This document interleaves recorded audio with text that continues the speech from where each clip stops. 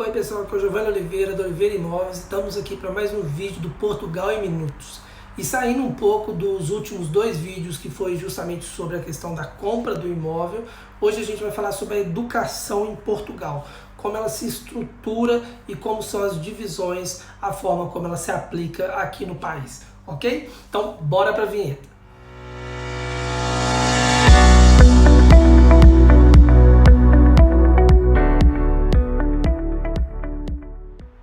Então, pessoal, a educação aqui em Portugal ela é regulada pelo Ministério da Educação, igual aí no Brasil, tá? Curiosamente, a porcentagem do PIB que é destinada à educação aqui em Portugal, ele beira 4%, um pouquinho acima desse valor. Levando em consideração, Brasil, ele coloca 5% também em média como sendo 5% do PIB, né, como sendo o valor destinado à educação, ou seja, a gente tem uma diferença de 1% ali só entre os dois países. O que difere, é claro, é o tanto do PIB do Brasil, que é muito maior do que o PIB de Portugal. E mesmo assim, você tendo um PIB muito maior, você tem uma condição de educação no Brasil pior do que em Portugal. A maior parte dos estudantes, eles estão no ensino público, né? Embora exista o ensino privado particular em todo o país. Uma outra diferença também que tem, interessante em relação ao Brasil, é o ano letivo. Aí no Brasil, o ano letivo ele é começado em fevereiro, né? Ele começa no segundo mês do ano e termina no último mês, em dezembro, tendo uma pausa no meio do ano, né, para as férias de julho. Aqui em Portugal, o ano letivo ele começa em setembro e se encerra em julho do outro ano. E ele também tem a pausa dele, mas não é uma pausa somente em um período igual é no Brasil. Aqui se divide em 3, então são 3 períodos de ensino durante o ano. A primeira parte, o primeiro período, vai de setembro a meados de janeiro, dá uma paradinha de uns 15 dias, volta de novo, vai até a Páscoa. Na Páscoa dá uma paradinha de mais 15 dias de novo e vai até julho. Algumas escolas funcionam igual no Brasil. Aluno tirou a nota toda boa, já passou de ano, finalzinho de junho, nas provas de junho, ele automaticamente já para de ir, então ele fica julho, agosto inteiro em casa. Mas quando a pessoa tem aquela nota ruim, ele ainda continua tendo que ir um pouquinho mais na escola, né? Mas em suma é isso. O ano, diferentemente do Brasil, ele não ocorre fechado dentro de um ano, né? Ele começa num ano e termina no outro. Começa em setembro e termina em julho e é dividido em 3 períodos. Como que é a questão da divisão das séries aqui em Portugal? Essa divisão é bem interessante porque ela é dividida em primeiro grau e segundo grau, né? Básico e secundário, como é chamado aqui. No básico, que é o fundamental aí no Brasil, se é que ainda é usada essa nomenclatura, né? Vai do primeiro ao 9º ano, tá? E nessa divisão ainda tem uma subdivisão, que é o primeiro ciclo, o segundo ciclo e o terceiro ciclo. O primeiro ciclo, ele engloba o primeiro, o segundo, o terceiro e o 4º ano, né? Primeira, segunda, terceira e quarta série. O segundo ciclo, ele só pega a 5ª e a 6ª. Não sei por que ele só pega 2 matérias, mas o segundo ciclo, ele tem só 2 matérias, só 2 anos, o 5º e o 6º. E aí vem o terceiro ciclo, que é a 7ª, 8ª e a 9ª série. Lembrando que a grade curricular é muito parecida com o Brasil, português, matemática, ciências, história, geografia, essas coisas todas. Mas uma curiosidade, o inglês ele vem desde o primeiro ano, desde a primeira série você já tem aula de inglês para as criançadas, então elas já vão aprendendo inglês desde o início. E aí entra depois o secundário. No secundário é como se fosse o nosso ensino médio no Brasil, e aí a gente tem o 11º, o 12º ano, com uma diferença brutal em relação ao Brasil. E qual que é essa diferença brutal que tem em relação ao Brasil no secundário para o décimo primeiro e 12º ano? É a questão da preparação para a universidade. Aí no Brasil, teoricamente, a pessoa que está no 2º grau, ela está se preparando para a universidade. Mas ela se prepara de um modo muito geral, né? A não ser que ela esteja numa escola politécnica, alguma coisa do tipo, ou uma escola que também já seja universidade, faculdade, que ela já faz um negócio todo encaminhado mesmo. Aqui não. Aqui, se a pessoa escolhe, por exemplo, no 2º grau, no secundário, ela já escolhe fazer um curso superior de humanas, ela no 2º grau, ela começa a deixar de ver matérias de exatas. Claro, levando aqui uma observação, uma aspas, que dependendo do ramo, mesmo sendo humanas, ainda vai ter algumas matérias de exatas. Porque, querendo ou não, ali as matérias se conversam no ensino que ela vai ter na universidade. Mas já reduz. É só o estritamente necessário. Então, se a pessoa vai para exatas na universidade, no 2º grau, ela já começa a deixar de ver a área de humanas e assim por diante, assim vice-versa. Também existe uma outra curiosidade aqui, que também se assemelha um pouco ao Brasil, mas na forma de funcionar é completamente diferente. Lembrando que eu disse que desde a primeira série já tem inglês, quando chega mais para frente, mais para cima, já se introduz o 3º idioma. E aqui em Portugal, por praxe, as escolas deixam uma opção, uma grade de opção para a turma decidir qual matéria, qual língua ela quer aprender. E geralmente é alemão, francês ou espanhol.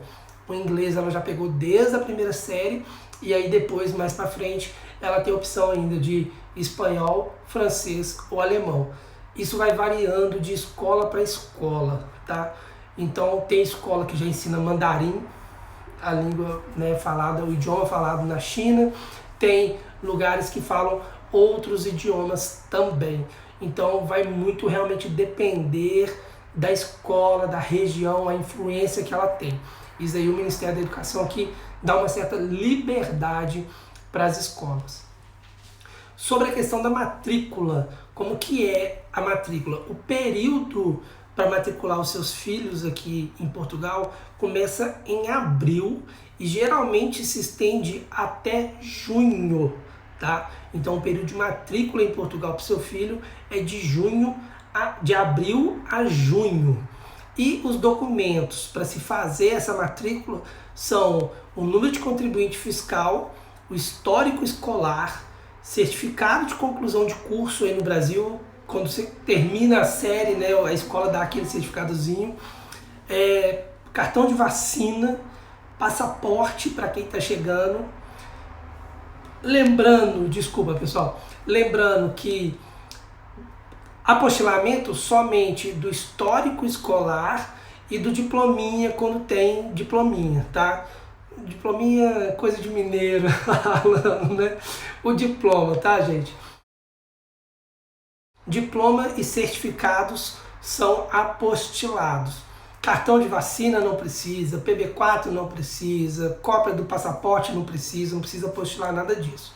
Então, de praxe, os documentos para fazer matrícula vindos do Brasil, é claro, vão ser esse: cartão de vacina, passaporte, diploma de conclusão de curso e histórico escolar. Chegando aqui em Portugal, vai precisar ainda do atestado de morada, do número de utente, do NIS, se for possível. Tem freguesia, tem lugar que deixa fazer o NIS, tem lugar que não, então é um pouco complicado realmente, mas se tiver, ótimo, porque vai determinar o escalão e tudo mais. Então, NIS, utente, NIF, que é o número de contribuinte, o CPF, o atestado de morada que diz que você mora na junta, naquela região. E por quê? Porque isso também é muito parecido com o Brasil. Para cada região você tem a sua escola daquela região. Então, se você mora no bairro X, você tem que estar frequentando a escola do bairro X. Se você mora no bairro Y, você tem que estar frequentando a escola do bairro Y.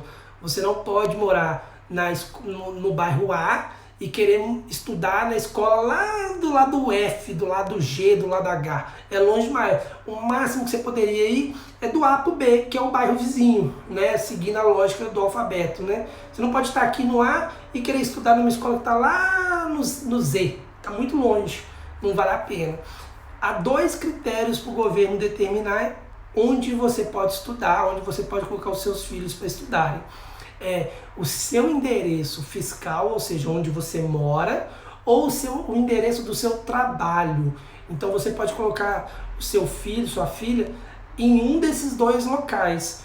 Uma escola próxima do seu trabalho ou uma escola próxima da sua casa. Porque o governo entende que ou você escolhe um lugar que fica fácil para você levar enquanto está indo para o trabalho, ou um lugar que você pode levar o seu filho já próximo do trabalho. Então o governo dá essa facilidade, tá ok?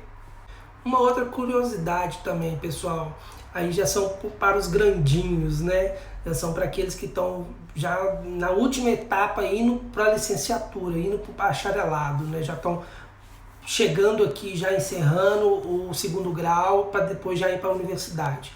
Aqui em Portugal, praticamente todos os cursos, eles não têm 4 anos de duração igual no Brasil não, pelo contrário, eles têm 3 anos de duração. Mas em contrapartida, a maioria, uma gama gigantesca das universidades aqui, das faculdades, elas dão o curso de mestrado ou doutorado integrado ao curso. Você pode fazer ou não fazer o doutoramento ou o mestrado já agregado.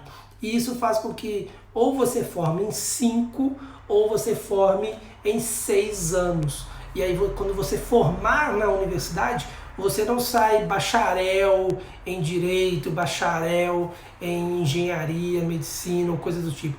Você já sai doutor ou mestre. Você já sai com um mestrado ou um doutorado já agregado ao seu diploma, já presente no seu currículo.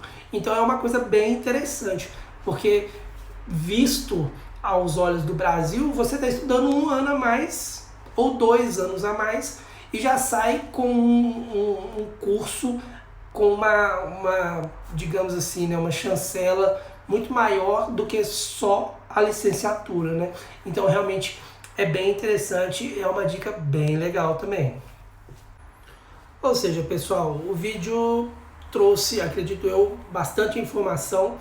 Peço que quem gostou, clica no botãozinho para se inscrever, ativa o sininho para receber as notificações, siga a gente nas redes sociais e qualquer dúvida que tenha ficado pendente sobre o vídeo, ô Giovanni, você não falou nessa questão aqui da educação que eu gostaria que você tivesse falado, ou que talvez você tivesse se aprofundado mais, pode colocar nos comentários. A gente está seguindo bastante os comentários, eu estou pedindo minha equipe para me ajudar também, para a gente ir pegando as dicas de pauta, de assuntos, para poder a gente ir falando. Então coloca suas dúvidas, seus questionamentos a mais nos comentários, que logo logo a gente faz um vídeo complementar, caso haja essa necessidade. Tá bom, gente? Agradeço o carinho de todo mundo e até a próxima. Tchau, tchau.